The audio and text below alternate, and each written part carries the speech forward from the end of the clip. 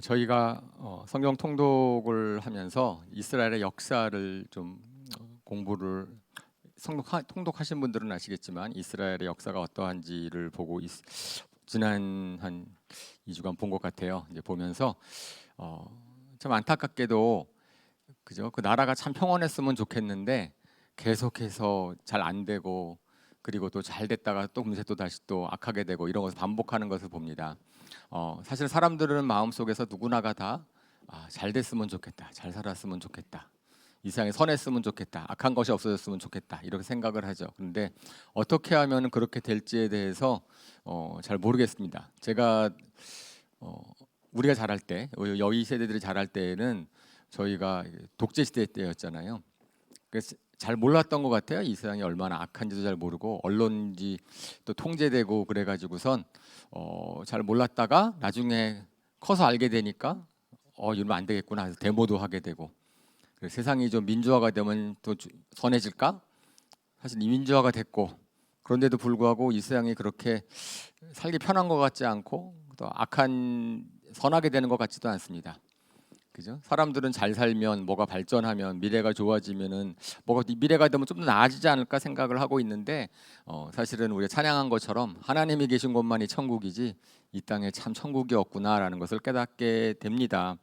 그런데 또 분명히 구약 성경의 이스라엘의 역사를 통해서 하나님께서 우리한테 깨닫게 해주시는 것이 있죠. 그것은 뭐냐면은 한 나라의 평화와 번영과 그런 힘은 하나님께 달려 있다라는 것입니다. 그죠? 하나님께서 그 모든 역사를 주관하신다라고 하는 것입니다. 사람들이 하나님을 떠나게 되면은 악하게 되고 악하게 되면 하나님이 벌하실 수밖에 없고, 그래서 벌을 받은 다음에 다시 또 하나님을 찾게 되면은 또 하나님이 불쌍히 여기셔서 다시 또 구원하게 주시고, 좀 평안하게 되면은 또 하나님을 떠나고 그러면 또 악하게 되고 그러면 또 하나님 벌하실 수밖에 없고, 이런 패턴이 반복되는 것을 보면서 성경의 메시지는 분명한 것 같습니다. 사실은 개인이나 나라나 하나님을 떠나게 되면 그러면 사람이 결국은 자기 죄성으로 말미암아서 죄를 지을 수밖에 없게 되고, 그렇게 되면은 공의 하나님께서 벌을 내릴 수밖에 없다. 하나님을 의지하고 하나님을 따라 사는 것이 그 정말 복된 길이다라는 것을 성경은 분명히 이야기를 하고 있습니다. 사실은 이스라엘 시대에는 왕의 영향력이 컸기 때문에 왕이 잘못하니까 모든 나라들이 다 영향을 받는 거예요. 근데 오늘날에는 그렇진 않죠. 오늘날에는 왕정 시대가 아니니까.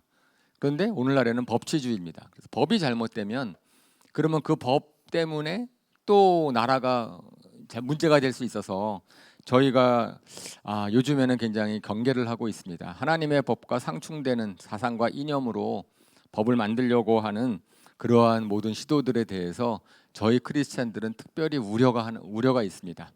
그죠? 사람들은 다 괜찮을 것 같다고 생각을 하고 그것이 뭐가 문제야라고 할지 모르지만은 분명히 저것이 하나님의 진노를 일으킬 수 있는 그런 상황이 된다면 그러면 저희가 그것을 놓고 기도할 수밖에 없는 거죠. 분명히 성경에서는 우리가 사람이 잘못되고 나라가 잘 안 되고 뭐 이렇게 되는 것에 대해서 이거 어떻게 하면 좋지? 뭐 시스템을 바꾸면 되나? 뭐 이렇게 생각할지 모르지만은 오히려 성경을 보면서 저는 오히려 소망을 갖게 됐습니다. 제가 뭐 전에도 말씀을 드렸지만은 뭐 데모를 참여하고 뭘 해도 별로 소망이 안 생기더라고요. 결국은 악한 것은 세상이 악한 것은 사람이 악한 것이기 때문인데, 근데 성경에서 딱 진단을 하기를 그것은 하나님을 떠났기 때문에 그런 문제가 생기니까, 그러니까 진단이 되니까 처방약이 있지 않습니까? 사람이 하나님을 알게 되면 된다. 그래서 하나님께 돌아오면 된다. 성경의 진단이에요. 그런데 문제가 있습니다. 실질적으로 어려움에 빠지고 죄에 빠지고 있는 사람이나 개인이나 국가가 스스로 돌이키지 않는다는 게 문제가 있는 거죠. 그죠? 아담도 보면은 본인이 죄를 짓고 나서 문제가 생겼는데 본인이 돌아가야 되는데 돌아가질 않잖아요. 그러니까 하나님께서 찾아오시죠.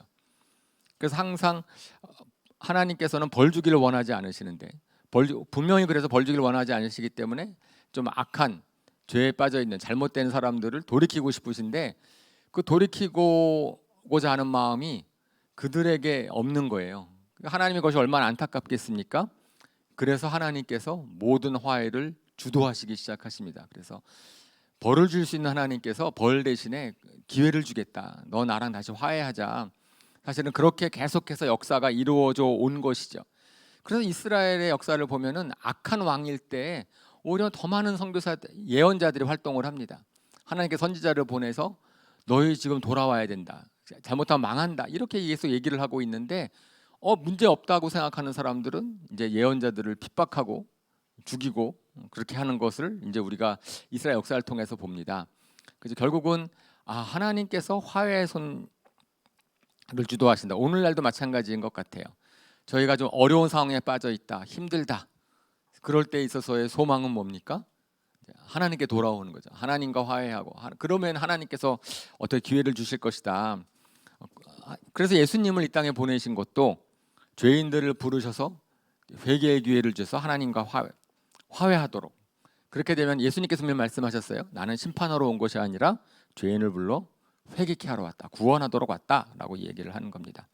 그러니까 문제는 우리죠. 그래서 하나님께서 화해를 이렇게 촉구하실 때, 나한테 돌아오라고 할 때 우리가 거기에 응답하느냐 응답하지 않느냐. 그래서 하나님과 화해하는 것은 전적으로 하나님의 은혜입니다. 우리의 공로가 하나도 아니죠. 그래서 오늘은 하나님과 화해하는 우리에게 주시는 말씀을 고린도후서 5장에서 살펴보도록 하겠습니다. 본문은 고린도후서 5장 17절부터 21절까지고요. 교독하겠습니다. 누구든지 그리스도 안에 있으면 그는 새로운 피조물입니다. 옛것은 지나갔습니다. 보십시오. 새 것이 되었습니다. 이 모든 것은 하나님에게서 났습니다. 하나님께서는 그리스도를 내세우셔서 우리를 자기와 화해하게 하시고 또 우리에게 화해의 직분을 맡겨 주셨습니다. 곧 하나님께서 사람들의 죄가를 따지지 않으시고 화해의 말씀을 우리에게 맡겨 주심으로써 세상을 그리스도 안에서 자기와 화해하게 하신 것입니다. 그러므로 우리는 그리스도의 사절입니다. 하나님께서는 우리를 시켜서 여러분에게 권고하십니다. 우리는 그리스도를 대리하여 간청합니다. 여러분은 하나님과 화해하십시오. 같이 읽겠습니다. 하나님께서는 죄를 모르시는 분에게 우리 대신으로 죄를 씌우셨습니다. 그것은 우리가 그리스도 안에서 하나님의 의가 되게 하시려는 것입니다. 네, 이 짧은 본문에 제가 노란색으로 좀 강조를 했지만 화해라는 말이 계속 반복되어 사용하고 있습니다. 하나님과 화해하십시오. 우리가 뭐 구원받는다, 믿는다 이런 표현도 많이 있지만 이 성경 구절에서는 특별하게 화해라는 단어를 많이 썼어요. 이건 관계성에 관련된 거죠. 그죠? 하나님을 믿는다고 하지만 사실은 이스라엘 백성도 본인들이 하나님을 믿는다고 생각을 했어요. 하나님 예배하면 믿는다고 생각을 했고 하나님께 제사도 지리고 근데 그의 마음이 온전하지 않았죠. 그러니까 사실 관계성이 좋지 않았던 겁니다. 그러니까 여기서 화해하라. 지금 고린도 교회도 교회에 쓴 편지거든요. 교회에 쓴 편지인데도 불구하고 여기서 여러분은 하나님과 화해하십시오라고 이야기를 하고 있습니다. 그래서 이 화해한다라는 것, 그것이 무엇을 의미하는지 우리가 좀 보기를 원합니다. 그래서 여기 오늘 본문에 읽었을 때 하나님과 화해한 사람들은 딱 한마디로 표현했을 때 그리스도 안에서 새로운 피조물입니다. 먼저 우리가 화해를 했다면 우리는 하나님 안에서 새로운 피조물이 됩니다라고 말씀을 하고 있죠.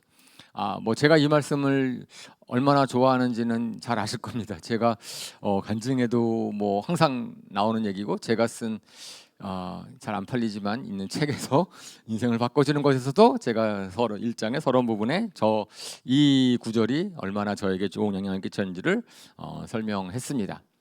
사실 사람들은 어쨌든지 간에 과거에 영향을 받습니다. 그죠? 우리 학생들 막 이제 진로 결정을 할 때 막 그러잖아요. 근데 보면은 성적이 1, 2학년 때 안 좋아. 그렇게 되면 그게 성적표에 남아가지고선 그것이 나중에 계속 영향을 끼칩니다. 그죠? 본인은 잘 몰랐고 놀고 싶어서 그때 그랬다고 했는데 근데 취업할 때 그게 문제가 되는 거예요. 그리고 뭐 과거에 있어서 그냥 우리가 다 누구나가 다 그러니까 했던 뭐 탈세, 위장 전입 뭐 이런 것들이 또 청문회 가면 또 영향을 끼치고 그러니까 실질적으로 과거에는 별로 생각지도 않고 했던 일들인데 그게 미래에 그렇게 영향을 끼칠지 몰랐는데 나중에 보면 영향을 끼치는 일들이 참 많이 있어요. 이 세상에서는. 이 세상에서는 과거가 우리 삶에 영향을 끼칩니다. 그리고 좀 더 뭐 새로운 마음을 품고 뭐 하려고 하면은 그런 소리를 듣습니다. 너 원래 안 그랬잖아. 너대로 살아. 뭐 이렇게 하면은 또 힘든 일이 생기면 또 좌절하기도 하고. 사실은 그렇게 해서 과거에 영향을 받을 수 없는 우리들에게 그 하나님께서 말씀하시는 거죠. 아니, 너는 새로운 피조물이 됐어. 하나님과 화해하게 되면은 새롭게 시작할 수 있다. 과거의 나랑은 완전히 다르게 새롭게 된 피조물이니까 다르게 살 수 있다. 근데 이것이 그냥 심리적인 얘기가 아니고 영적으로는 진실이죠. 잘 아는 것처럼 영적으로는 우리가 뭐 로마서에서 계속 말씀을 하고 있고 성령님께서 우리 안에 들어오셔서 우리의 죽었던 영을 살리시고 그러므로 우리로 거듭나게 된다. 예수님께서는 그것을 계속 거듭나는 거라고 설명을 하고 뭐가 거듭나는 거예요? 눈에 잘 보이지도 않는데. 하지만 영적으로는 사실이다라고 이야기를 합니다. 저는 그래서 그 말씀이 너무 좋았어요. 과거부터 항상 새로 시작할 수 있다는 것은 저에게 소망을 주잖아요. 과거 어저께까지 어떻게 됐든지 간에 오늘 새로 시작할 수 있으면 좋죠. 제가 실질적으로 예수님을 믿고 나서 바뀌었습니다. 제가 많이 바뀌었어요. 뭐 외모가 바뀌지 않았고 성격이 바뀌지 않았고 뭐 상황이 별로 바뀌지 않았는데 저는 완전히 바뀌었습니다. 제 가치관이 바뀌었고 제 인생의 목적이 바뀌었고 생각하는 관점이 바뀌었습니다. 그죠? 30년 전에 바뀌었어요. 근데 이제 30년이 지났습니다. 그러면 새로운 피조물이에요, 헌 피조물이에요? 30년 지났으면 여전히 새 겁니까? 아니면은 그 당시에는 새로운 피조물이었는데 지금은 헌 피조물이 되었습니까? 저 말씀은 들을 때마다 항상 저는 오늘도 나는 새로운 피조물이다라는 생각을 하게 됩니다. 제가 제카일스 목사님이 쓴 날마다 새로운 구원이라는 책을 저는 읽은 기억이 있는데 참 그 표현도 맞다고 생각을 해요. 날마다 새로운 구원, 우리의 구원은 날마다 새로울 수 있다. 에레미야 애가 3장 21절부터 23절 저렇게 말씀을 한번 보겠습니다. 이것도 같이 교독할까요? 그러나 마음속으로 곰곰이 생각하며 오히려 희망을 가지는 것은 주님의 한결같은 사랑이 다함이 없고 그 긍휼이 끝이 없기 때문이다. 주님의 사랑과 긍휼이 아침마다 새롭고 주님의 신실이 큽니다. 이 에레미야 애가라는 책은 에레미야가 눈물로 쓴 글이라고 알려져 있어요. 나라가 망했습니다. 나라가 망해가지고선 정말 그래 에레미야 선지자는 망하기 전에 하나님께 돌아와야 된다고 아무리 외쳐도 한 사람도 그에게 귀 기울이지 아니하고 결국은 망하니까 나라를 생각할 때 너무 슬퍼가지고선 그리고 막 애통했어요. 근데 문제는 나라만 망한 게 아니라 본인도 굉장히 힘들었습니다. 뭐 갇히기도 하고 핍박받기도 하고 뭐 비난받기도 하고 그래서 정말 암울한 때예요. 암울한 때에 쓴 글인데 그래서 에레미야 애가의 대부분의 글들은 좀 안타깝고 애통하는 글인데 거기에 딱 저 구절이 포함되어 있습니다. 그러면서 에레미야가 얘기할 때 내가 이 상황을 볼 때는 정말 암울한데 마음속으로 곰곰이 생각해서 보니까 희망이 생긴다. 나한테 희망이 있다라고 고백을 하는 거고요. 근데 그 희망의 근거는 뭐냐면은 상황이 바뀔 거라는 소망이 아니라는 거예요. 상황이 바뀌고 우리가 뭐 다시 회복된다든지 고토로 돌아온다든지 망하지 않을 거라든지 이런 얘기 하나도 아닙니다. 근데 희망이 생겼어요. 그 희망이 뭡니까? 주님의 사랑은 한결같다. 주님의 우리를 향한 긍휼은 끝이 없다라는 것을 깨달은 겁니다. 그런데 그 사랑과 그 긍휼이 어떻다고요? 23절에 아침마다 새롭다. 주님의 신실하심이 크다. 그러니까 아침마다 매일 과거의 한 아침이 아니고 매일매일 아침마다 자기에게는 새롭게 다가오기 때문에 그때 내가 새로운 마음을 갖고 하루를 시작할 수 있다. 희망 가운데 살 수 있다라고 얘기를 하는 겁니다. 사실은 희망이라는 것은 우리 쪽에서 말미암는 게 아니죠. 뭔가 일어날 가능성이 있어야. 만약 가능성이 없는 것을 바라면 그것은 망상이고 환상이죠. 자기한테 속는 것일 수 있습니다. 그때는 왜 굉장히 구체적으로 우리가 일어날 수 있는 것들을 붙잡아야 되는데 그런데 에레미야가 묵상할 때 사람들은 아무도 믿을 수 없지만 하나님의 약속만은 신실하다. 하나님께서 우리를 돌아오게 하신다 그러면 그건 돌아올 것이고 하나님이 끝까지 붙잡아 주실 것이라고는 끝까지 붙잡아 주실 것이다라는 그 약속만 붙들고 나니까 내가 새로운 살 힘이 생긴다라고 이야기를 하는 거죠. 사실은 과거만이 우리를 붙잡는 게 아니고요. 사실 우리를 붙잡는 것도 미래가 우리를 붙잡을 때가 있어요. 저도 뭐 좀 몇 가지 염려, 그러니까 미래를 생각했을 때 제가 자신 없어하는 것들이 몇 개가 있더라고요. 그래서 그걸 생각하면 염려가 돼요. 잘할 수 있을까? 이 일이 제대로 잘 이루어질 수 있을 것인가? 이렇게 염려가 되고 나니까 이게 아침마다 힘이 빠지는 거죠. 아침에 일어났을 때 뭔가 염려가 없어야 되는데 염려가 딱 있으니까 그렇잖아요. 그러다가 하나님께서 여러 통로로 저한테 말씀해 주셨습니다. 내일을 염려하지 말아라. 그러면서 내일을 염려하지 말고, 잘하는 말씀이에요. 잘하는 말씀, 몰랐던 것이 아닌데 근데 실질적으로 염려가 있을 때 그 말을 들으니까 그 말씀 하나님의 말씀처럼 들리는 거죠. 제가 염려를 내려놓았습니다. 그 말씀을 듣고 나서 왜 미래가 그 문제가 잘 풀릴 것이라는 생각이 있어 내려놓은 것이 아니고 뭐죠? 하나님의 사랑과 긍휼하심이 지금까지 저를 인도해 오셨을 때에, 그죠? 제가 자신 있는 거로 인도해 오신 것이 아니고 하나님의 인자하심으로 왔으니 하나님께 맡겨버리면 괜찮잖아요. 그러니까 하나님께서 저를 인도해 주신다라고 상관과 긍휼하심에 제가 저를 맡기고 나니까 참 자유로워졌어요. 우리가 개인적으로 과거에 죄를 지을 수 있습니다. 그죠? 어제 죄를 지을 수 있어요. 그러면 어떻게 오늘 새로 시작할 수 있습니까? 회개하면 되죠. 회개하면 되고 주님께 나아가면은 주님께서 우리를 용서해 주시고 다시 시작할 수 있는 은혜를 주십니다. 그리고 그 죄를 회개할 뿐 아니고 죄만 회개하면 되는, 그 죄짐이 여전히 있을 수 있는데 성령님께서 우리 안에, 그죠? 새롭게 시작할 수 있다는 이제 그런 힘을 주셔야 돼요. 그 다윗이 정말 힘들어 했을 수밖에 없는 그 시절, 간음죄와 살인죄를 저지르고 나서 나중에 그걸 갖다가 이제 하나님께서 지적을 하실 때 쓴 시가 시편 51편이지 않습니까? 시편 51편에 다윗이 이렇게 쓰고 있습니다. 10절부터 12절까지의 말씀인데 이것도 교독할게요. 하나님, 내 속에 깨끗한 마음을 창조하여 주시고 내 속을 견고한 심령으로 새롭게 하여 주십시오. 주님 앞에서 나를 쫓아내지 마시며 주님의 성령을 나에게서 거두지 말지. 주님께서 베푸시는 구원의 기쁨을 내게 회복시켜 주시고 내가 지탱할 수 있도록 내게 자발적인 마음을 주십시오. 잘하는 말씀인데, 잘하는 말씀 생각해 보면 놀랍습니다.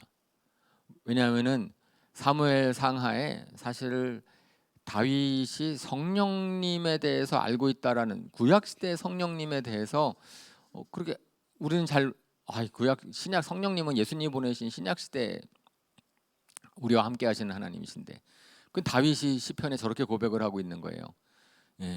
주님의 성령을 나에게서 거두어 가지 마십시오. 그죠? 이게 뭐예요? 성령님이 함께 있었다라는 거, 하나님이 나와 함께 있다라는 것을 다윗이 고백을 하는 거고, 그리고 그 견고한 심령으로 나를 어떻게 하라고요? 내 심령을 바꿔달라고, 새롭게 해달라고 기도를 하는 겁니다. 그리고 나서 다시 회복시켜달라고 기도하는 거죠. 그러니까 다윗이 그 시를 쓰면서 자기가 죄를 져서 정말 이거는 알려지고 나면 너무나 부끄럽고 창피하고 아마 세상에서 매장당할 수밖에 없는 그 정도 일터인데, 그런데 다윗이 그 죄를 하나님께 회복하고 난 다음에 그 다음에는 성령님께서 저를 회복시켜 주십시오. 저를 견고한 심령으로 새롭게 하여 주십시오. 제 마음을 어떻게 깨끗한 마음으로 창조하여 주십시오. 새로운 피조물이 되게 하여 주십시오라고 고백을 하고 있는 거죠. 그래서 이 에레미야의 편지도 그렇고, 그 다음에 다윗의 시편도 그렇고, 하나님을 믿는, 하나님께 나아가는 사람들에게 있어서는 굉장히 큰 특권이 있다. 하나님 새로 시작할 수 있다는 겁니다. 과거, 미래, 그것에 받지 말고 오늘 하루 하나님의 사랑과 긍휼하심과 오늘의 성령님의 인도하심을 따라서 새로 할 수 있는 것이 우리 믿는 사람들이 가지고 있는 특권이고 너무나 감사한 것이죠. 실질적으로 그래서 하나님께 부름받은 사람들은 항상 완전히 인생이 바뀌었어요. 제가 말씀드렸던 것처럼 성격이 바뀌지 않았고 다른 것은 안 바뀌었을지 몰라도 삶의 목적이 바뀌고 삶의 생각하는 방향이 바뀌고, 그 하나님께서는 그렇게 하기 위해서 건져내셨습니다. 아브라함을 부르셨을 때에도 아브라함을 이제 건져내서 완전히 새로운 삶, 하나님이 지시한 땅으로 가라고 하셨고, 베드로를 부르실 때에도 너가 과거에 어부였지만 이제는 내가 사람 낚는 어부가 되게 하리라, 그렇게 하면서 완전히 인생이 바뀌었죠. 그러니까 하나님을 제대로 만나고 나서 과거랑 같은 인생을 살은 사람들이 성경에 없잖아요. 왜냐? 하나님께 새로운 길로 인도하셨으니까. 그러니까 하나님께서 사람들이 있었던 어저께까지의 삶, 저는 그것이 항상 너무나 감사한 겁니다. 내가 어저께까지 후회할 만한 것이고 어저께까지 힘들었다 할지라도 오늘 하나님께서는 나를 새롭게 하실 수 있다. 내가 성령님의 인도하심을 새롭게 따라가기만 하면 그분은 항상 새로우신 분이시니까 라고 하는 거죠. 여러분들 새롭게 시작할 때 좀 마음이 설레지 않으세요? 그렇잖아요. 그러니까 학교에 애들 입학하면 막 설레서 들뜨죠. 막 직장, 새로운 직장 가면 혹시 또 뭐 좋은 직장 뭔가 새롭게 시작하려고 하지 않습니까? 어떤 모임에 참여할 때도 새로운 긴장 마음이 들고, 차를 새롭게 사도 새 차에 딱 들어가는 그것도 또 신나고, 뭔가 새 집에 가도 좀 좋을 것 같고, 그런 게 있잖아요. 새롭다. 정말 이거 새로운 거냐? 오늘 하루가 새롭다면, 오늘 하루가 새롭다면은 우리는 하루를 시작할 때 어떻게 시작할 수 있을까요? 뭔가 좀 새롭게 잘해보자. 뭔가 기대를 가지고, 그죠? 잘해볼 마음을 갖고 하지 않을까요? 지금부터 새로 시작한다면은 우리가 우리 인생을 아름답게 만들고 싶지 않을까요? 근데 어저께까지는 내가 좀 후회스럽고 어저께까지 잘못했는데, 오늘부터 시작되는 한 달은, 오늘부터 시작되는 1년은, 오늘부터 시작되는 그것은 내가 내 인생을 좀 아름답게 만들어 봐야 되겠구나. 그러니까 저는 미래를 꿈꿉니다. 좋은 미래를 하나님께서 새롭게 하시면은 저희 마음속에 소망이 생겨요. 그 소망은 그죠? 제가 하는 일에서도 마찬가지이고 또 우리 교회를 통해서도 마찬가지입니다. 제가 속한 공동체, 뭐 가족, 그리고 그런 것에서 성령님께서는 우리 마음속에 염려를 주시지 않으세요. 성령님께서는 오히려 하나님을 의지함으로 말미암아서 새로운 희망을 주시고 새롭게 시작할 수 있다 격려해 주시고, 그렇게 되면은 우리가 아까 예배에서 찬양을 부리는 것처럼 우리 하나님은 아름다우신 분이시거든요. 우리 하나님은 좋으신 분이시니까 우리를 갖다가 좋은 곳으로, 아름다운 곳으로 이끄실 것이다 라는 것, 지금 어려움이 있을 때라도 하나님께서 결국은 우리한테 좋은 것을 주실 것이라는 믿음을 갖게 되는 그런 특권이 있습니다. 저는 그래서 하나님과 화해했을 때 하나님께서 우리를 위해서 해주신 것이 우리를 날마다 새롭게 해주신다. 그것이 얼마나 큰 특권인지, 새로운 피조물이다라는 것이 제가 말씀을 드린 것처럼 30년 전에 일어났던 저에게 있어야 한 과거의 그 사건이 아니고, 사실은 그 이로부터는 매일매일 저는 새로운 피조물로 살 수 있다 라는 믿음을 가지고 있습니다. 저는 여기 있는 모든 분들이 정말 그러한 내가 새롭게 시작할 수 있어, 나는 오늘부터 새롭게 시작할 수 있고 오늘부터 정말 주님께서 주시는 그런 은혜로 들어갈 수 있다, 내 인생이 주님이 인도하시는 대로 아름답게 될 것이다 라는 믿음을 가지시기를 주님의 이름으로 축원합니다. 아멘. 예.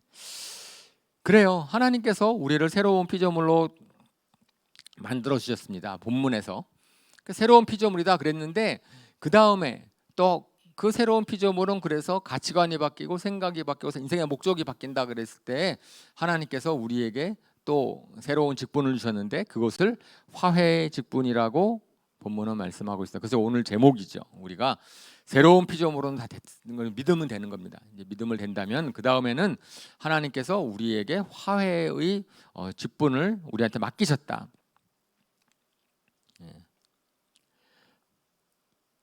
그러니까 하나님과 화해함으로 얻는 축복, 그것을 우리만 누리지 말고 이제는 다른 사람에게 나누라. 왜냐하면은 하나님 그걸 원하시니까, 하나님께서 모든 사람이 하나님과 화해되는 것을 원하시니까 그것을 다른 사람에게 나누어 주라고 이야기를 하고, 사실 그래서 그 표현을 본문에서는 우리가 잘 아는 것처럼 그리스도의 사절이다, 그리스도의 대사라는 직분을 이야기를 하고 있습니다. 제가 앞에도 말씀을 드렸지만은 사람은 스스로가 하나님과 화해하려고 하지 않습니다. 자기가 오히려 자꾸 도망가려고 하죠. 그래서 하나님의 방법은 하나님과 먼저 화해한 사람들로, 하나님과 좋은 관계성에 있는 사람들로 하여금 나가서 화해를 강청하라고. 당신이 화해해야 됩니다. 하나님과 화해해야지 문제가 해결되고 하나님과 화해해야지 됩니다라는 것을 갖다 전하도록 하셨습니다. 하나님과 화해하지 않으면 그 문제가 풀리지 않고 하나님의 진노를 받을 수밖에 없습니다. 그러니까 하나님과 화해하십시오라는 것을 계속해서 말씀해 주시기 위해서 예수님을 이 땅에 보내셨고, 그 다음에 또 뭐예요? 예수님을 믿은 제자들을 보내셨고, 예수님을 제자들을 통해서 믿은 사람들을 또 보내셔서, 그렇게 해서 복음이 전해지기 시작하셔서 120년 전에 이 땅에 선교사들이 오셨고, 선교사들이 오심으로 말미암아서 우리가 지금 현재 있게 된 것이 아닙니까? 사실은 그 화해의 직분을 맡긴 것이 얼마나 중요한 일을 우리 교회가 깨달아서 우리 교회가 또 16년, 17년 전부터 선교사를 파송하기 시작을 했고, 그래서 이제 우리로 하여금 선교하는 교회가 되게 하신 것이 참 감사합니다. 원래 3년마다 한 번씩 선교사님들을 우리가 같이 모여서 마프라는 행사를 하는데, 이제 올해가 3년째인데 코로나 때문에 이제 마프라는 행사를 기획을 하지 못하고 있어요. 그런데 마침 이번 여름 기간 동안에 여러 선교사님들이 이제 한국을 방문을 하십니다. 그래서 저희가 그 선교사님들을 우리 교회로 또 초청해서 말씀도 전하고 듣고 그런 시간이 이제 이번 여름 기간에 많이 있을 것 같아요. 다음 주에 이제 광고도 하시겠지만 말리의 허도영 선교사님이 오시고, 그 다음 주에는 레바논의 임경을 선교사님 오셔서 주일에 말씀을 전해 주실 예정입니다. 그 다음에 이제 요르단의 이정훈 선교사님이 또 금요 예배 7월 16일 날 오시기로 되어 있어요. 우리가 한 달에 한 번씩 선교사님들을 위해서 기도를 하는데, 이제는 직접 얼굴을 뵙고 말씀도 듣고 할 거니까 참 좋은 시간이 되겠죠. 그런데 그분들이 왜 선교지로 가셨습니까?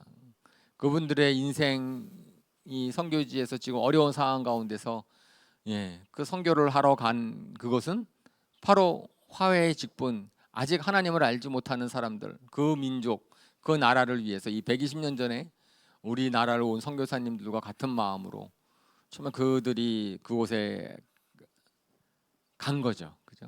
근데 그분들만 간 게 아니고 우리가 계속 얘기를 하지만 우리 교회가 함께 가는 겁니다. 우리 그분들만 선교 화해의 직분을 맡은 것이 아니고 오늘 본문에서는 우리 모든 사람들이 다 화해의 직분을 맡은 것입니다. 하나님과 화해한 자로서 하나님께서는 우리를 통해서 복음을 땅끝까지 전하기를 원하십니다. 사실은 그것이 또 우리 성경에서 하나님께서 우리에게 말씀해 주시는 우리의 정체성입니다. 우리는 새로운 피조물일 뿐 아니고, 첫 번째로 새로운 피조물이지만 두 번째로는 우리는 화해의 직분을 맡은 자입니다 라는 겁니다. 우리가 화해의 직분을 맡은 자입니다. 우리는, 그죠? 그랬을 때 처음부터 하나님께서 우리를 부르셨을 때 또 그 직분이 뭐냐라고 얘기했을 때, 우리가 잘 아는 것처럼 화해의 직분을 맡은 자는 복의 근원이 되는 자이지요. 복을 받은 자가 복음을 전할 수 있고, 화해한 자가 화해를 전할 수 있는 것처럼, 저희가 그래서 쭉 상반기에 이제 복 받는 비결을 쭉 말씀을 드렸어요. 제가 왜 복 받는 비결을 이렇게 오랫동안 말씀을 드렸을까요? 분명히 여러분들이 복을 받으셔야 되기 때문에, 그죠? 제가 여러분들을 사랑해서 여러분들이 정말 복 받기를 원합니다. 라는 것도 사실이고, 사실은 그것에 더해서 여러분들이 복을 받은 복을 다른 분들한테 전해줘야 되기 때문에, 복을 받지 않고 복을 전해줄 수가 없으니까. 내가 하나님 믿고서 내가 좋지 않은데 어떻게 하나님을 증거하겠습니까? 내가 복 받지 않고서 어떻게 다른 분한테 하나님이 든 복이 됩니까? 라고 얘기를 할 수 있겠습니까? 그렇기 때문에 우리가 복 받는 것이 참 중요하지요. 그래서 말씀을 드렸지만 거기서 끝나면 안 된다. 잘하는 것처럼 우리 창세기 12장 1절 3절, 이건 너무나 잘 아는 말씀이지만 다시 한번 확인해 보면, 하나님의 부르심은 복의 근원으로 부르심이다라는 말씀이죠. 이것도 교독할게요. 주님께서 아브라함에게 말씀하셨다. 너는 내가 살고 있는 땅과 내가 난 곳과 너희 아버지의 집을 떠나서 내가 보여주는 땅으로 가거라. 내가 너로 큰 민족이 되게 하고 너에게 복을 주어서 내가 크게 이름을 떨치게 하겠다. 너는 복의 근원이 될 것이다. 같이 읽겠습니다. 너를 축복하는 사람에게는 내가 복을 베풀고 너를 저주하는 사람에게는 내가 저주를 내릴 것이다. 땅에 사는 모든 민족이 너로 말미암아 복을 받을 것이다. 1절의 말씀은 내가 너를 새롭게 하겠다는 거. 새로운 피조물이 되게 하겠다. 완전히 과거랑은 단절된 새로운 삶을 살게 하겠다. 그 새로운 피조물이 되게 하면은 2절에서는 뭐라 그러냐고요? 그러면은 너가 복을 받을 것이다. 내가 너한테 복을 줄 것이고, 그러면 너는 내가 준 복을 나누는 복의 근원이 되라. 그래서 3절에서는 모든 민족이 너로 말미암아 복을 받게 될 것이다라는 것을 예언의 말씀으로 아브라함에 선포하셔서 아브라함을 불러주셨습니다. 그러면서 갈라디아서에서는 이런 아브라함의 복을 우리는 모두가 받은 사람이다. 예수님을 믿는 우리 모두들은 아브라함의 복을 받은 사람들이다라고 얘기를 하고 있어요. 새로운 피조물로서의 삶을 살게 될 때, 새로운 피조물답게 살 때 하나님이 주시는 복을 누리게 되는데, 이 복은 잘 아시는 것처럼 이 세상에서 잘 살고 잘 먹는 것이 아니고 우리가 에베소서 1장 3절에서 말씀하시는 신령한 복이죠. 에베소서의 말씀에 우리가 얼마나 많은 복을 받았는지를 갖다가 1장에 쫙 설명하고 있는데, 그래서 에베소서 1장 3절의 말씀을 띄워주시면, 우리 주 예수 그리스도의 아버지이신 하나님을 찬양합시다. 하나님께서는 그리스도 안에서 하늘에 속한 온갖 신령한 복을 우리에게 주셨습니다. 과거형으로 주셨고요. 또 예수님 안에서 우리에게 복을 주셨는데 그건 신령한 복이에요. 육적인 복이 아니고. 그래서 쭉 설명을 합니다. 뭐 적어 갖고선도 뭐 설교 말씀을 한번 들을 만큼 아주 내용이 좀 깊고 우리 생각해 볼 만한 건데, 사실은 잘 아시는 대로 죄 용서 받은 것, 하나님의 자녀가 된 것, 상속자가 된 것, 성령을 주신 것, 지혜와 계시의 영으로 하나님의 뜻을 알게 된 것, 이런 모든 것들의 복을 우리가 이제 받았다라는 거고, 그런 이 받은 복을 갖다 나누도록 하시는 거죠. 그래서 실질적으로 하나님께서 우리에게 화해의 직분을 맡겨주신 것은, 그래서 하나님과 화해함으로써 우리가 어떠한 복을 누리게 되었는지를 우리가 먼저 경험을 하고 우리가 그것을 나눠주도록 하는 부르심이다. 그러니까 이건 복을 받는 부르심이다라고 얘기를 하는 거죠. 제가 이 복의 근원이라는 걸 생각했을 때 좀 떠오르는 표현이 있습니다. 그것은 이제 파이프 행복론이라는 책 제목이에요. 혹시 그걸 읽어보신 분이 있는지 모르겠어요. 꽤 오래된 책입니다. 지금 보니까 한 15년 이상 된 책인데, 한때는 그 교회가 굉장히 유명했어요. 감자탕 교회라고, 광염교회라고 하는, 제가 조연삼 목사님, 지금은 교회가 건물을 샀다고 들은 것 같은데, 그때는 이제 교회 건물이 없어서 감자탕 1층에 있는 거, 그러니까 상가 그쪽 위에서 교회를 해가지고 감자탕 교회로 유명했던 교회인데, 어쨌든 저는 그 목사님이 쓴 책을 읽은 기억이 나는데, 역시 책은 제목을 잘 정해야 되는 것 같아.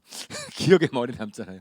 파이프 행복론, 이게 딱 기억에 남아요. 그 파이프 행복론. 그러면서 이제 그 책의 표현은 크리스찬들은 하나님의 복을 전하는 파이프가 되어야 된다라고 하는 거고, 그 아울러서 파이프가 될 때 행복하다라는 겁니다. 파이프 역할을 잘 감당할 때 크리스찬들은 행복해진다. 참 맞는 표현 같아요. 사실은 아브라함의 복의 근원이라고 하지만 아브라함 자신이 복을 낼 수 있는 건 하나도 없습니다. 복의 근원은 하나님이시고, 하나님이신데 하나님께서 아브라함을 통해서 복을 흘려보내겠다라고 하는 의미에서는 아브라함은 복을 전하는 파이프다라고 하는 것이 맞는 표현 같습니다. 사실은 복을 우리에 전하지 않으면, 복을 받기만 하면은 이제 그분의 표현에 의하면 뭐가 사해가 되는 거라는 거죠.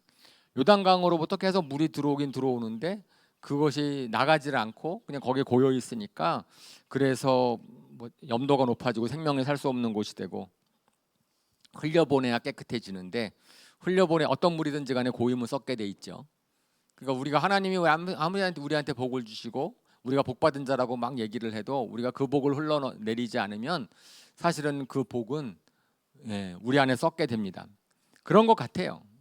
하나님은 우리에게 아무리 좋은 것을 주셔도 우리 마음이 좀 간사하잖아요. 우리는 그죠? 좋은 걸 좋은 줄 모르고 감사하는 마음도 금세 잊어버립니다. 없을 때 주어지면 감사한데 늘 가지고 있으면 감사한지 모르죠. 우리가 건강을 잃어버려야 건강의 소중함을 알게 되고, 우리가 뭔가를 갖다가 없어졌을 때, 근데 하나님이 참 주신 것이 많은데, 우리한테 자연도 주시고 공기도 주시고 사람도 주시고 뭐 좋은 것들을 많이 주셨는데, 없었을 때 그게 들어오면 좀 감사한데 좀 지나고 나면은 그것이 또 감사한지 잘 몰라요. 그냥 당연히 있어야 되는 것처럼 있다가 또 그것이 없어지고 나서야 그제서야 그걸 깨닫는 것이 우리의 그저 타락한 인간의 우리의 마음 아닙니까? 그런 것을 하나님께서 아시는 것 같아요. 사실 이스라엘이 왜 망했습니까? 사실 이스라엘이 하나님의 복을 많이 받았지만은 이스라엘은 자기네 받은 복을 갖다가 흘려보내질 않았어요. 자기네들이 선민의식이 있어서 자기네들만 복 받기를 원했고 주변 나라를 갖다가 무시하고 복을 내려주지 못하니까 결국은 잘 되면 사람들이 잘 되면 어떻게 해요? 할 게 없으니까 타락할 수밖에 없어요. 우리가 편하게 되면은 사람들이 편하고 할 일이 없으면 뭔가 계속 생각할 거 아니에요. 근데 뭘 생각하죠? 우리가 이 따분한데 뭐 하고 놀지 오늘 뭐 하고 보내지? 이렇게 되면은 결국은 나의 쾌락을 추구하게 되고 내 거를 추구하게 되고 그렇게 되면은 그러면은 썩는 거죠. 감사한 마음도 사라지고 썩는 거죠. 그러니까 복을 흘려보낼 때 공급해 주신 생수와 같다. 하나님이 주시는 복은 우리가 그 복을 계속해서 넘쳐야 계속 흘려보내야 계속해서 새로운 복이 들어오는 거다라고 이야기를 하는 거죠. 성경에 어딘지는 모르지만은 안 써있는데 사도 바울이 뭐라 그랬냐면은 이렇게 예수님이 가르치셨다는 거예요. 주는 것이 받는 것보다 복이 있다. 주는 자가 받는 자보다 복이 있다. 신약성경 복음서에 어디 써 있지도 않지만 사도행전에 사도 바울이 얘기한 거죠. 예수님이 우리에게 가르쳐 주신 이 한 가지를 잊지 마십시오. 그러면서 주는 것이 받는 것보다 복이 있습니다. 그런 것 같아요. 우리가 신령한 복을 받았고 내가 복음이라는 걸 받았잖아요. 다른 분한테 그 복을 전할 때 하나님이 나에게 주신 복이 훨씬 더 실감 있게 다가옵니다. 내가 하나님이 주시는 복을 전하지 않으면은요, 하나님이 주신 복이 나한테 얼마나 큰 것인지 얼마나 것인지가 이렇게 잘 느껴지질 않아요. 그리고 다른 사람한테 그 복을 얘기하려고 할 때, 전해주려고 할 때 하나님이 우리에게 주신 복이 더 실감이 되고 더 감사하게 되고 그러는 거죠. 그래서 복음을 전해보지 않으면 복음이 나한테 얼마나 소중한 것인지 잘 알기가 어렵다라는 것을 깨닫습니다. 그렇잖아요. 남한테 흘려보내는 것, 다른 사람한테 내가 받은 것을 나눠주려고 하는 것, 그것이 천국이죠. 우리가 천국과 지옥의 비유가 있잖아요. 유명한 비유 있죠. 먹을 거는 잔뜩 있는데 지옥에 있는 사람들은 다 빼빼 말랐고 천국에 있는 사람들은 다 잘 먹고 행복하더라. 왜요? 천국에 있는 사람들은 서로 긴 젓가락으로 다른 사람한테 먹여주려고 하니까 다 배부른데 지옥에 있는 사람들은 나만 먹으려고 하니까 아무도 못 먹어서 먹을 것은 풍부한데 아무도 못 먹은, 자기가 혼자 먹으려고 하고 남한테 안 주려고 하니까. 천국은 풍부한 먹을 것 서로 나눠주니까 풍부해지는 그런 거죠. 그래서 이거는 우리는 하나님께서 우리한테 화해의 직분을 주신 것은 그것이 우리로 하여금 우리가 그 복을 더 누릴 수 있도록, 하나님과 화해하는 관계성의 축복을 더 누릴 수 있고 신령의 복을 더 누릴 수 있도록, 저는 그런 것이라고 우리가 믿을 수 있습니다. 파이프가 되면은요 좋은 게 있어요. 그것은 내가 잘날 필요가 없다는 겁니다.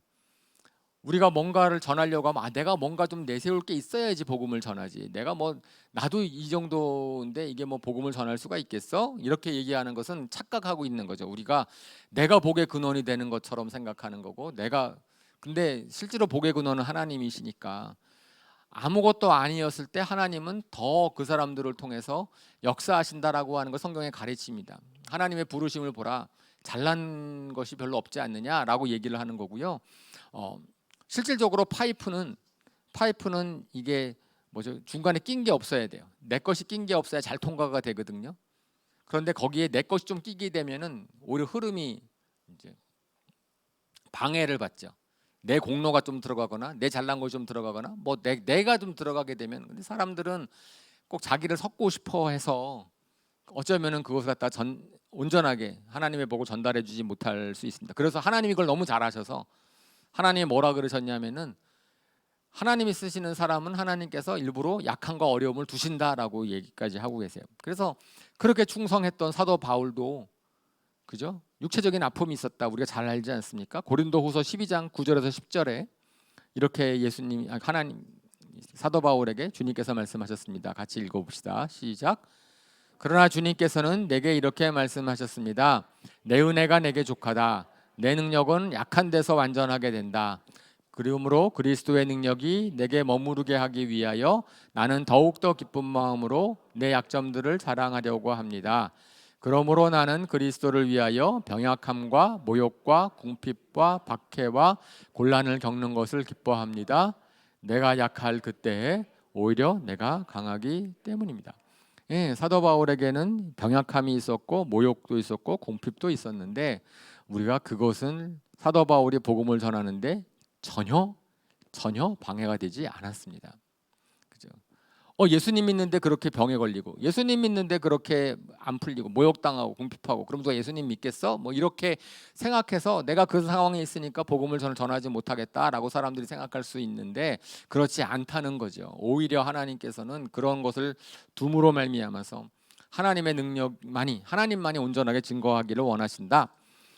저는 맞는 것 같아요. 사람들은 공감력이 필요하거든요. 나랑 동일한 연약함이 있고 나랑 동일한 부족함이 있고 그런 분들이 하나님으로부터 힘을 얻게 되면은 거기에 관심을 갖게 되죠. 저 사람은 나랑 너무나 달라. 그렇게 되면은 복음이 잘 전달되지 않습니다. 그러니까 운디드 힐러라고 상처 입은 사람이 더 복음을 잘 전할 수 있다고. 그래서 예수님을 하나님께서는 왜 이 땅에 오셨을 때 좀 자기 아들을 이왕 보내셨을 때 좀 편하게 보내시지 아니하고 가장 낮은 곳으로 이 땅에 보내셨습니까? 그것은 예수님께서 가장 낮은 사람을 긍휼히 여기시고 체휼하시도록 하시기 위함이다. 가난, 무시, 배반, 고통 그 예수님이 다 겪어보셨기 때문에 그 예수님을 믿게 되면 예수님과 공감할 수 있게 되고 그러므로 복음을 전할 수 있게 됐다라는 얘기죠. 아브라함을 부르셨을 때 아브라함 집도 없고 자녀도 없었어요. 왜 자녀가 없을 아브라함을 부르셨을까? 만약에 자기 자녀가 한두 명이라도 있었으면은 아마 저도 좀 했다라고 저도 좀 뭔가 하나님이 하는 일에 내가 플러스 뭔가를 했다라는 걸 갖다가 자랑하고 싶어서 그러지 않았을까 싶어요. 그 일이 잘 풀리면은 항상 우리는 자랑하고 싶은 마음이 있는데 그것이 파이프에 이렇게 방해물이 되는 뭐가 끼는 것처럼 혈관에 지방이 끼는 것 같은 그럴 수 있겠다라는 생각을 하게 되죠. 그래서 오히려 일이 잘 안 풀릴 때 하나님께 감사할 수 있습니다. 저를 낮추시는군요. 주님께서 그럼에도 불구하고 제가 주님을 의지함으로 하나님이 얼마나 선하신 분이신지 능력 있는 분이신지를 제가 증거할 수 있게 하시는군요. 그저 파이프가 되면 내가 파이프라는 생각을 하게 되면은 그러면은 내가 잘날 필요가 없습니다. 내가 강할 필요가 없고요. 하나님이 강하시면 되는 거고 나는 그분을 잘 전할 수만 있으면 되는 거지요. 나의 형편에 나의 처지에 영향을 받는 것이 아니다. 문제는 내가 하나님을 내가 얼마나 의지하고 그분을 증거할 수 있냐에 대한 것이다라는 것이죠. 그래서 아브라함을 복의 근원으로 부르시고 그다음에 사도 바울에게 그런 화해의 직분을 맡기신 것을 사도 바울은 너무나 감격해했어요. 그래서 사도 바울이 재판에 넘어졌을 때 재판에 갔을 때 재판을 받는 과정에서 이렇게 담대하게 얘기하지 않습니까? 저를 재판하는 여러분들은 제가 갇힌 것 결박한 것을 제외하고는 다 저와 같이 됐으면 좋겠습니다. 하나님과 화해하십시오. 그러니까 재판을 받으면서 막 전도를 하니까 너가 나를 전도하려고 하느냐? 헤롯은 그렇게까지 얘기를 하는 거지요. 실질적으로 그 직분이 얼마나 중요한 것인지를 오늘 본문이 표현하기 위해서 우리는 그리스도의 사절이다, 그리스도의 대사다라고 얘기를 합니다. 여러분들 대사 굉장한 거잖아요. 나라를 대표하는 거잖아요. 그죠? 그러면 선교사로 부르심을 받았다라는 우리 선교사님들이 나가서 막 기도하고 헌신하고 막 그럴 때 뭐라 그럽니까? 그 나라를 제게 주십시오. 제가 그 나라를 저 한 사람이 가서 그 나라 사람들을 에게 복음을 전할 겁니다. 그 사람들이 복받게 할 것입니다. 그런 비전을 갖고 가지 않습니까? 우리가 만약에 화해의 직분을 받은 하나님의 대사라고 생각을 하고 내가 복의 근원이라는 것에 자부심이 확실히 있다면 우리는 그렇게 생각하고 가야 되지 않겠어요? 내가 직장에 가면 이 직장은 나로 말미암아 복을 받을 것이다. 어떤 공동체에 가면은 나로 말미암아 이 공동체는 이곳은 변화될 것이다. 내가 이사를 가면은 나로 말미암아 이 주변은 복을 받을 것이다. 이웃은 복을 받을 것이다. 우리의 복의 근원이라는 것 정체성이 확실하다면 제가 학교에서 제 연구실의 학생들을 본다면은 우리 연구실 학생들은 복을 받을 것이다. 나 때문에 내가 복의 근원이 된답니다. 이것이 어떠한 뜻없는 자랑이나 그런 것이 아니고 우리가 실질적으로 그럼 어떻게 복을 받을 수 있느냐라고 하는 거죠. 우리가 계속해서 사도행전 3장을 통해서 우리가 말씀을 들었잖아요. 베드로와 요한이 안전뱅이 된 사람한테 줄 수 있는 것이 하나도 없었는데 뭘 줄 수 있었어요? 예수님의 이름을 줄 수 있었습니다. 우리가 가진 것이 신령한 복이 있기 때문에 우리가 그것을 줄 수 있어요. 그러니까 우리가 그것을 얘기한다면은 우리는 담대하게 내가 당신에게 복을 전해줄 수 있습니다. 그것은 세상의 복은 아니지만은 그 하나님께서 우리를 당신을 도우실 수 있습니다라고 얘기할 수 있는 거지요. 자, 그렇게 되면은 복의 근원이 되는 것에 자부심이 있으면 그러면 우리가 좀 달라져야 돼요. 달라져야 되는데 로마서 5장 7절에서 8절에 우리 예수님이 어떤 본을 보이셨는지 예수님 이거 너무 잘 하시는 말씀이죠. 예수님이 이거 같이 읽겠습니다. 시작. 의인을 위해서라도 죽을 사람은 거의 없습니다. 더욱이 선한 사람을 위해서라도 감히 죽을 사람은 드뭅니다. 그러나 우리가 아직 죄인이었을 때 그리스도께서 우리를 위하여 죽으셨습니다. 이리하여 하나님께서는 우리들에 대한 자기의 사랑을 실증하셨습니다. 너무나 잘하는 말씀이죠. 죄인들이 어떻게 하나님과 화해하게 됩니까? 우리 주변 사람들이 어떻게 하나님과 화해하게 됩니까? 그죠? 우리가 어떻게 그들에게 화해의 직분으로 복음을 전하겠습니까? 예수님처럼 하는 거지요. 그죠? 그들이 선해서, 그들이 우리한테 잘해줘서, 그들이 의인이어서, 그래서 우리가 그들에게 잘해주는 것이 아니고, 그들이 죄인이었을 때, 우리가 죄인이었을 때 예수님께서 우리를 위하여 희생하시고 죽으심으로 하나님의 사랑이 무엇인지를 보여주셨습니다. 그죠? 우리가 예수님을 알지 못했을 때 얼마나 주님을 무시하고 막 그랬을 때라도 하나님께서 우리를 먼저 사랑하신 것처럼 그러는 거죠. 우리가 화해의 직분을 맡는다라고 하는 것은 그것은 나를 말미암아서 내 주변 사람들이 복을 받아야 되는데 그 사람이 나를 잘해줘서가 아니고 그 사람이 좀 못나도 그 사람이 하나님을 무시하고 있어도 그 사람이 그럴지라도 우리가 그들을 선대하고 그들에게 주님의 복음을 전할 수 있는 왜? 하나님이 그들을 사랑한다는 걸 전하는 거거든요. 내가 사랑한다는 걸 전하는 게 아니고 나를 통해서 하나님이 당신을 사랑합니다라는 것을 증거할 수 있는. 그래서 그것을 갖다가 사도 바울이 우리가 고린도 후서 5장 17절부터 봤는데 그 앞부분에 뭐라고 기록하고 있냐면은 14절 15절에 이렇게 말씀하고 있습니다. 고린도 후서 5장 14절 15절에 없어요? 혹시 그 다음 성경 구절 제가 빼먹었나? 있네요. 여기에 그죠? 교독할게요. 그리스도의 사랑이 우리를 휘어잡습니다. 우리가 확신하기로는 한 사람이 모든 사람을 위하여 죽으셨으니 모든 사람이 죽은 셈입니다. 그런데 그리스도께서 모든 사람을 위하여 죽으신 것은 이제부터는 살아있는 사람들이 자기 자신들을 위하여 살아가도록 하는 것이 아니라 자기들을 위하여 죽으셨다가 살아나신 그분을 위하여 살아가도록 하려는 것입니다. 저는 14절의 표현이 세 번역 중에서 제가 제일 마음에 들어하는 번역입니다. 개역 성경에는 그리스도의 사랑이 우리를 관건하십니다 이렇게 표현되어 있거든요. 근데 마음에 안 와닿는데 세 번역에 휘어잡습니다. 보통 이제 세 번역으로 오면서 번역이 약간 이제 무뎌지는 경향이 있는데 여기에서는 아주 표현이 강해졌어요. 그리스도의 사랑이 우리를 휘어잡습니다. 그런 우리가 죄인 되었을 때 우리를 사랑하시는 그 그리스도의 사랑을 안 사람들은 거기에 사랑에 휘어잡히게 되면은 그러면은 15절처럼 된다는 거예요. 15절처럼 우리 자신을 위해 살지 아니하고 예수님 위해 사는데 예수님 위해 산다는 것이 무엇입니까? 예수님이 하신 일 화해의 직분을 맡고 그 다음에 우리한테 부탁하신 일들을 하도록 한다는 것이죠. 나보다 복음을 먼저 생각하고 나보다 하나님과 그 사람이 화해됐으면 좋겠다. 그 사람이 얼마나 나랑 가까운가 보다 그 사람이 하나님을 좀 알았으면 좋겠다라는 생각을 하는 것이죠. 우리를 통해서 하나님께서는 세상을 하나님과 화해시키시기를 원하신다라고 말씀을 하고 있습니다. 우리 주변에 복음을 필요로 하는 사람들이 많이 있을 겁니다. 아까 맨 처음에 얘기한 것처럼 개인이든 나라든 어떻든지 간에 참 어려움이 있는데 우리가 줄 수 있는 게 없고 우리가 할 수 있는 게 없어요.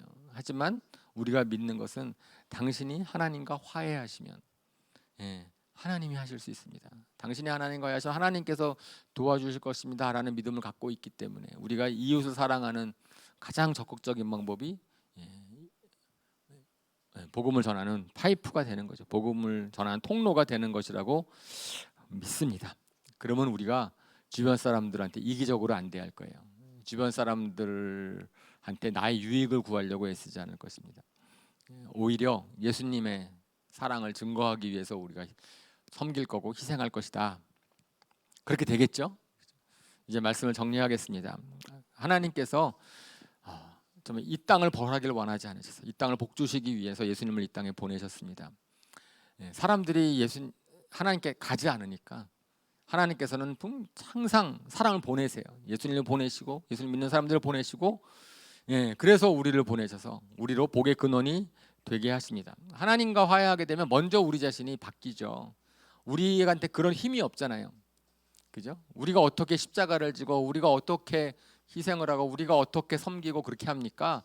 그죠? 근데 그것이 가능한 이유는 하나님께서 우리를 새로운 피조물이 되게 하셔서 그죠? 과거와는 다른 생각, 과거와는 다른 가치관, 그런 인생의 목적을 바꾸게 하시고 그리고 그 가운데서 우리의 내 인생을 아름답게 만들 수 있도록 결단이 필요한 거죠. 내 인생은 이제 여러분들의 인생은 저의 인생은 한 사람 한 사람들의 인생은 성령님께서 하나님께서 아름답게 빚어가실 것입니다. 그런 존재예요. 우리가 새로운 피조물이 됐고 그렇게 된다면 어제랑은 다르게 오늘부터 시작할 수 있는 거고요.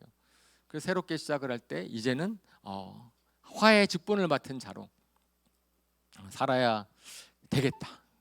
그러면 하나님께서 복을 주실 것입니다. 복의 근원이 되게 하실 거예요. 하나님의 파이프가 될 때 그 파이프 역할을 하는 우리가 행복해질 거고 그다음에 우리가 하나님이 주신 복을 우리가 실감하게 될 거고 경험하게 될 것이라고 믿습니다. 그러므로 저는 우리에 있는 저를 비롯해서 모든 우리 방배 하나교회 성도님들이 정말 그러한 복을 누리는 자가 되기를 주님의 이름으로 축원합니다. 아멘. 우리 이 시간에 눈을 감고